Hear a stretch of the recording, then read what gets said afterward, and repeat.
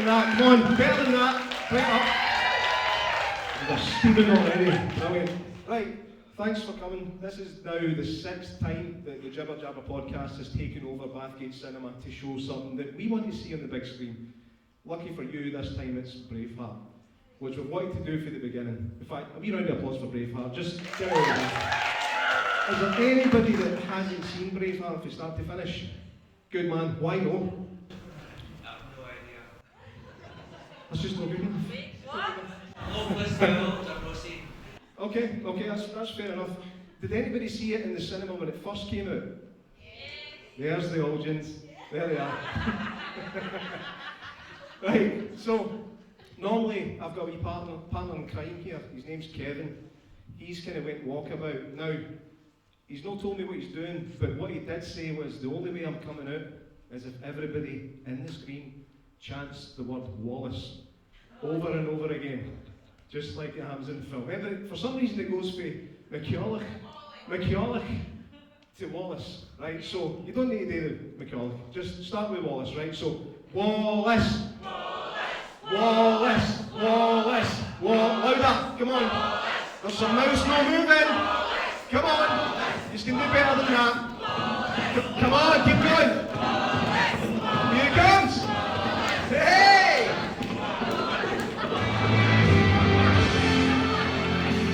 Woo! The man himself, Wallace Wells, we'll call him.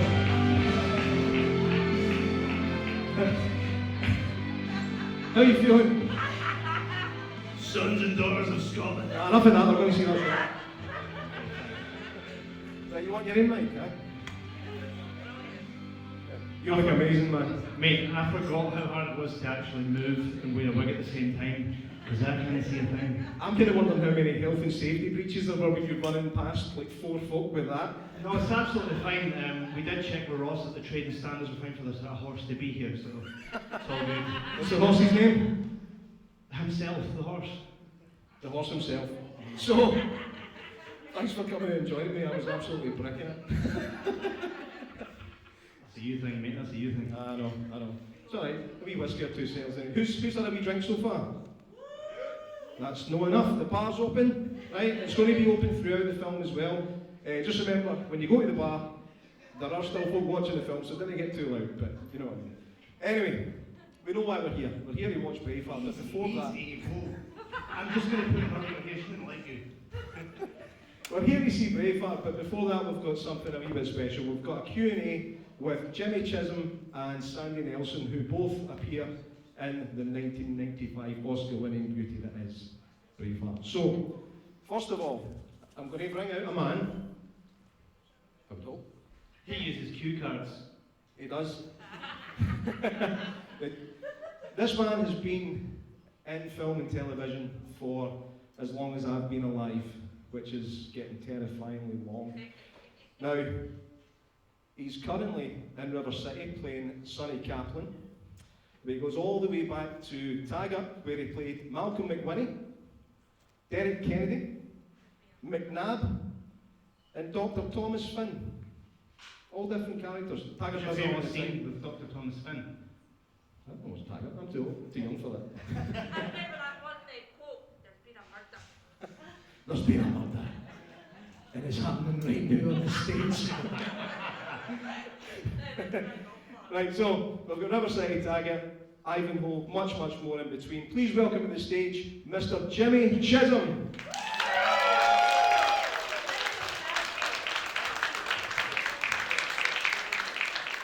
Stand up, it's fine, plenty. For those of you going, who did he play in the film? Because, let's face it, we all look a wee bit different now than we did in 1995, unfortunately. But he plays... Apparently I play the cunt who tries to kill William Wallace. What was his name again, G-Man? His name was... Fodrin. Fodrin! There we go, totally forgot. That's very unprofessional. You laugh at it. Right. Thanks very much for joining us tonight, Jimmy.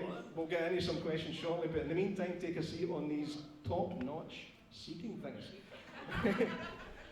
So, we've also got an actor who had his very first appearance appearance on screen in Braveheart. Now, that's lucky. I mean, starting off with something of that calibre. Now, he went on to do a couple of other Scottish classics. He appeared in Ramsay Nisbet. And of course, he was one of the worst postmen in the Postal Service. He played Chris the Postie in Still Game. Oh, yeah. Please welcome to the stage Mr. Sandy Nelson. There's your envelope. I mean his car. Look at that. Shaking hands again, it feels brilliant. Thanks very much for joining us, guys. You take that, we'll get all crossed up. Thank you. Oh. There we are. Very professional effort there. Right, we'll start with you, Sandy. That's all right. Yes. That's all right. Braveheart is your very first acting credit, according to IMDb. So that's your first TV and screen acting credit. Tell us how it came about. How did you win the part? What was your wee journey? Well, the casting director's name was Patsy Palmer, and she was very much like that, darling. She was one of the absolutely fabulous type of characters, and she got in touch with Raindog Theatre Company in Glasgow to try and round up some Scottish actors, and she got Caroline Patterson to help out with the casting. And it was as simple as they said, we need somebody with blue eyes to play John Wallace. And she said, Sandy's got blue eyes, and she phoned me up and got me in for a meeting. And I went for the meeting, and I'm waiting in the corridor, and an actor I know comes out and goes, aye, it was fine, aye, Mel's a nice guy. And I was like, when Mel Gibson's in there? Aye. And I was like, oh shit. So they brought me in, and they sat me down. I didn't have to read or anything. They sat me down next to Mel Gibson, and they took a couple of photographs, chatted away about the price of mince, just yeah. Not so much about the movie, just about this and that, to see that I could actually speak. And she said to me, you know, there's only one part, you know, it's you're John Wallace or you're no one, just to let you know. And I was like, aye. And I got home, I left the audition, I got home, and there was a message that I had got the part. So it was as simple as that. They were looking for a family resemblance. I only had one line. So they thought, as long as he can speak and he can say this one line, then he's got the job. Say the line. Yeah, say the line. The line I had got cut. Right? I'm not kidding. I'm not kidding. The line I got cut. And I was like, oh, crap. And then when, during the scene where the boys chasing the horses, the director said, you just say something, tell them to go home. And I went, away here, William. And that was it, recorded for history. So you ever go out and you say, yeah, I'm an actor, and someone says to you, oh yeah, well I played Wallace in Braveheart. Oh, well, I never thought to say that, actually. Hey, that's the ultimate pickup line. No, Well, William Wallace? John. No, John. Dead after 8 minutes. It's an important death, though. It's a catalyst for the rest of the story, isn't it? Push him on. There we go. Right, so. Right. Oh, right, I went from 3 to 5. Super. Sorry, 2 to 5. Excuse me a second. Jimmy! Hello! Right, you already had quite a large body of work behind you by the time you appeared in Braveheart. You're kind of used to getting all done up in all the gear, and you were in Ivanhoe and stuff like that. Now, when you were, what was your journey to getting that part as well? Was it just a straight audition, or was there some funny stuff going on? There were no real auditions for it. It's like Sandy said, you sort of, this woman from London basically phoned you up and said, come in and meet to talk about this film we're doing. So I went out very like Sandy. I was at the Holiday Inn in Glasgow and went through the door, and there was Mel Gibson sat on a couch in this room, and I immediately lost the power of speech. I've never met anyone that famous in my life. And he sort of saw I was having difficulty, so he came over and held out his hand which I took, and he went, "Hi, I'm Mel Gibson." And I went, "Yeah, I know." And I couldn't really speak, and then I realised I was still holding his hand, so I went, "Oh, sorry, I'm Jimmy Chisholm." And he went, "Yeah, I know." And I think I felt very famous at that point. But then he says, "Look, it's a wee part, it's this, it's that." She says you can do it, I'm happy with that. Now, I've got to go out, I'll get you down in the lift. So I went out the door of the room first, and there were these two women pushing a trolley down the corridor, cleaning a trolley, you know. And they both turned around and saw me, and I'd just been in Take the High Road for a few years before that. And they went, "Oh, look, it's Jimmy Blair." And they came over to get my autograph, you see. By which time Mel came through the door, and I said, "Don't worry, this will happen for you in Scotland one day." And these two women saw who I was talking to, and they both just screamed and ran off down the corridor. And he said, "It's nice to have a celebrity on the shoot." So that's how I got the job anyway, that was it. Superb. Anything after that? Take the High Road was class. I remember watching it when I was a kid. Like, my mum used to have one. Make you watch it. Is there a question in there? I like Take the High Road. Right. So Andy, obviously this was your first kind of venture into screen acting. Had you done any theatre work before that? I'd done a couple of years of theatre work with Wildcat stage productions that were around at the time, kind of left-wing agitprop musical, comedy, working class, run by a very middle-class man. Kind of theatre stuff that went around to different theatres and community halls and stuff around Scotland. And I'd actually done Rhapsody Nesbitt before that. That was my first actual screen job, even though it wasn't screened until later. Right. And again, one line. And that was when I was known as Alexander Nelson, because that's my name, you know. And there was an actor in Scotland called Sandy Nelson, and you know, to try and not get mixed up, I went by Alexander Nelson. And then we went to the Braveheart premiere, and the film ended, and the credits went up, and it said John Wallace, Sandy Nelson. And I went, right, okay, that's who I am. and sure enough, it happened. Me and Sandy Nelson got mixed up all the time. I lost luck at it. What was that like when you first showed up on set to do your 8 minutes? It was really bizarre. It was nothing like I'd known before. They flew you, the first time I was ever on an airplane, I was 23, and it was them flying us down to Shepperton Studios for a costume fitting. Because Hollywood's got that kind of money. Just get them on a plane, fire them down for the costume fitting. And it was the same day that there was a couple of other actors. Angus McFadden was coming down to do his costume fitting. And it was, I felt like a fucking star, because we were at Shepperton, where James Bond gets filmed. You know, it was really quite exciting. And that's it really. That's how exciting it was. What was it like kind of getting to kind of ride a horse or done up in that? Well, luckily enough for me, I still stayed with my mum at the time in Cawdor, in the north of Glasgow, and the stables they used for training was just behind that. So I could easily just go and get my horse riding training, but it was these old dray horse type Clydesdales that you were jumping on, and my lungs started to go funny. I feel you. Yeah. You know how it is with himself and horse. But then when you go on set and they put you on a horse, it was these kind of Spanish, highly trained, where you would just pull the reins like that and go. They were really, really sensitive to you, so you couldn't like pull on the reins or else it would just rear up. Right. It was like really subtle kind of things, and it was fantastic. It was great fun. And do you want me to tell you a bit of direction I got from Mel Gibson? Go on then. And to hold on, we had to gallop off to the war just before we come back deed. And we had to Come back, deed. on the back of Brian Cox's ox cart. And we're riding away, and I'm obviously faltering a bit. And Gibson says, you know, you gotta do it with your thighs. You can just pretend like you're fucking, okay? Just pretend like you're fucking. And that was the best piece of direction I've had.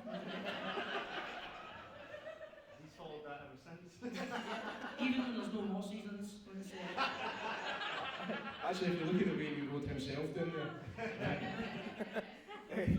Jimmy, I mean, you're obviously playing, to put it in your own words, the cunt that tried to kill William Wallace.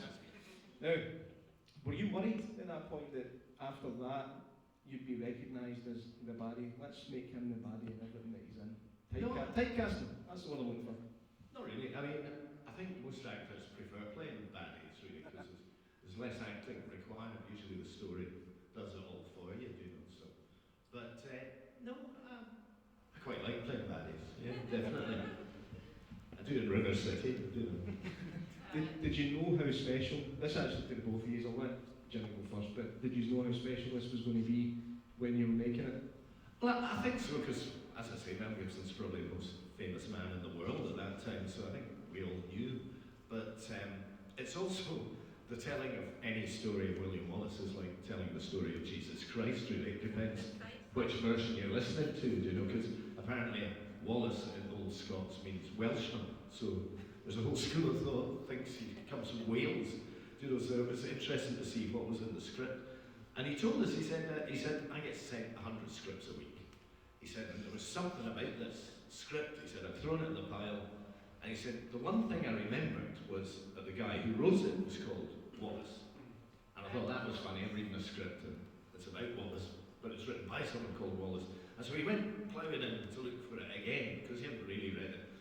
Fell in love with the story, and that's the only reason it got made, so it's magic, really. Yeah. For yourself, Sandy? Well, I grew up in a staunch nationalist household, and well, even though even the Labour people were, the Labour voters were pro-independent and all that kind of stuff. So the idea of Wallace was like Jimmy says, a sort of Jesus Christ style character. And when there's a movie's being made about him, and Hollywood is making a movie about him, you know what Scottish people are like, they're just like, hey, brilliant! Oh, that's us! Hollywood's coming for us! And so I had an idea that it would be a big deal. Certainly it would be a big deal in Scotland, just because of the subject matter, and because it was like a real film. Mm-hmm. You know that Scottish crisis of confidence, we've all got that kind of cultural cringe, and it wasn't a Scottish film about Wallace. It was a real film, it was a big movie about Wallace. And so yeah, I had an idea that people would love it. People like yourself. People like myself and people like, I'm assuming, everybody in here. Am I right? So, that's where I'm going to leave off. We are going to take it to the audience for a few questions, if anybody's got anything they want to know. I think I do. So, if you've got a question, fire your hand up and Wally will try and get to you. Have I got the wrong one? Do you know what? You tell me and I'll tell you. This one's for Jimmy. What a dream come true to play Bodrum. Was it a dream come true to play Fordham? I'll tell you what, it was a dream come true to work with someone like Mel Gibson, not only to act with him, but to have him as the director. And I have to say, I know he's had bad press since then, but he was a true gentleman, and he was, an artist, yes.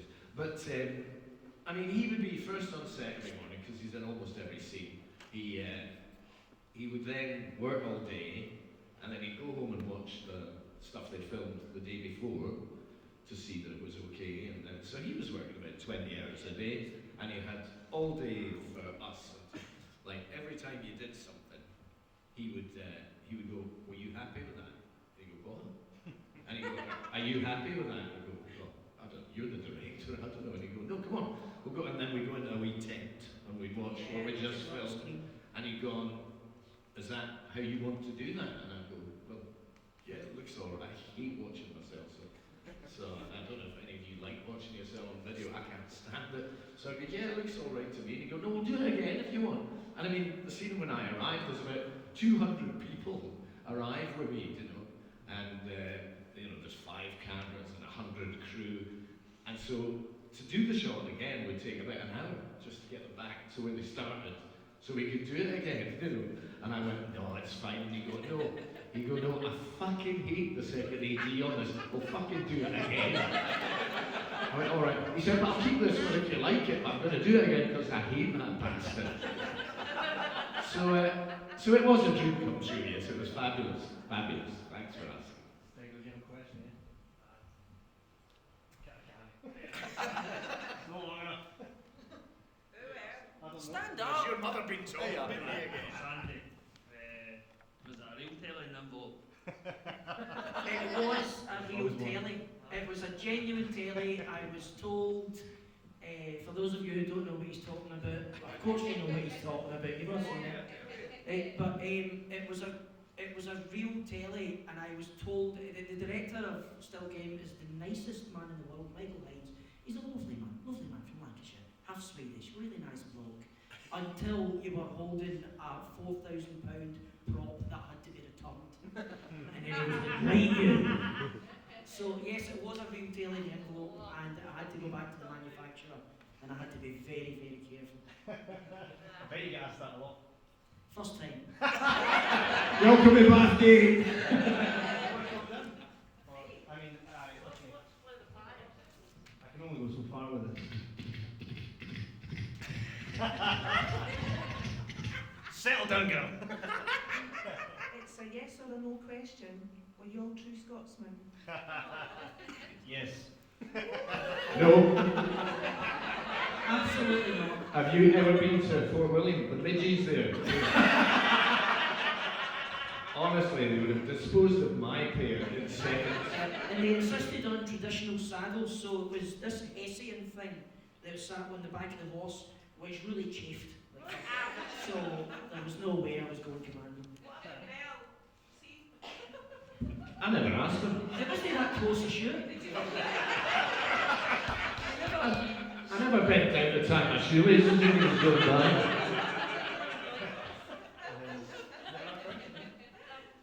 This time, I really do love Still Game, and I've got to admit, the programme is hilarious. How did you feel about that? How do I feel about Still game. Still Game being hilarious? Very funny. I love it. I think I'll tell you one thing. It was brilliant that Still Game came along, because for about 20 years I was just that guy for Braveheart. That guy who did that line in Braveheart, and then when Still Game came along, I had a new public identity. He said about 3 or 4 or 5 public identities. But so I've got my 2, so I was really glad when Still Game came along. Were there any really funny stories on the set of Braveheart for each year? I don't think I can repeat You can. I mean, what me we'll and edit Tommy that out. Flanagan got up to. Oh, go on. No, I can't. I can't. Do it. No, I'm just saying, I can't tell you what we got up to. That's what I'm telling They you. both got a cold. Yeah, for me, Mel Gibson's brother is in the film. I don't know if you know this. He plays, was he the baker or something? Huh? He's called Donald. I don't think he had any lines in it, but he's hitting people with paddles and bakers things anyway, in all the battles. But one day we were stood there and they were setting up a shop, which, as I told you, takes about an hour. So Mel and his brother were stood there.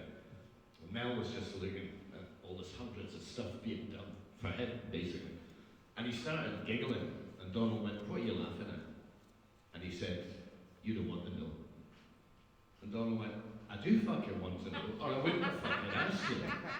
And he went, "No, honestly, Donald, you don't want to know." And he went, "If you don't tell me what you're fucking laughing at, I'm going to boot your ass in front of everyone here." And he went, "Really?" So he turned around and he went, "Donald, I'm rich." That's what he was laughing at. Anybody else? Just No. great. There we go. We've got one. Where? David, I'm like, yes, Got Braveheart. I get that. I like that. Come on. Right, when you were going for other jobs, so you were putting your CV in, you were going for another audition, did you find that saying that you'd been in this was like a golden ticket to guarantee getting seen? How did it impact on your career afterwards? He became Chris the Postie. No, You Answers should itself. take this one, Jimmy, because my story's depressing. Well, this is the first job I've ever got after Braveheart, so it's the only one I've ever got on the back of Braveheart. So. No, it hasn't made any difference at all, apart from what people shout at me in pubs.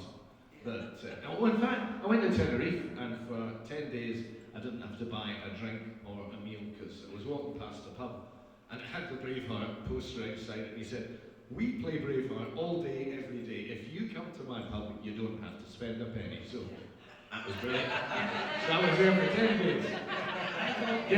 I got free ice cream in a cafe in Boulder, Colorado.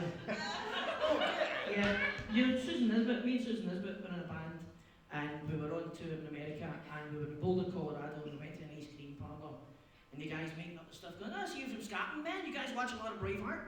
And of course Susan goes, "He was in it! He was in it!" And then he recognised me and he's going, "Oh, right, well, so you don't have to pay, that's cool." So basically that's what Braveheart got me. Free ice cream in Boulder, Colorado. Oh no, that was a Cold Stone, mate. It was a Cold Stone with all sorts of stuff mixed up in it. None of your British crap. Oh, we've got another one. What did you think of Mel Gibson's Scottish accent? There it is. Been waiting on that one. Fine by me. At least he tried. So, I mean, how many Americans do you see coming over and playing Robin Hood or William Wallace or whatever, and somebody you go, "Was Robin Hood from California? Was he?" But at least Mel Gibson made an effort, and the guys used to rip the piss out of him all day. In fact, the first day I arrived, he went, Jimmy, I've got a joke for you." And I went, "All right." And he went, "Would you like a meringue or a donut? And don't tell me if I'm wrong." And I went, "I think they're fucking you about, Mel. That's what they're doing." But the one he did get right, he said, "Did you hear about the lonely prisoner? He was in his cell." I went, "Yeah, but you do need to work on the accent." Is that the first time you've heard that one? No. It's just, so, ladies and gents, it's been an absolute pleasure having Jimmy and Sandy here. I mean, will you come back again? You promised Yes, please. I'll come back for all my films. Oh dear, we've done them. I think all said that he's going to get a free beer the whole time. Sandy's getting ice cream. Yeah, Sandy. It's fine by me. And it is the one with the flake. It's not I didn't know what it was called. Cold Stone. So yeah, if we just give a round of applause for Sandy and Jimmy. Thank you very much. Thank you. Enjoy. Thank you very much, guys.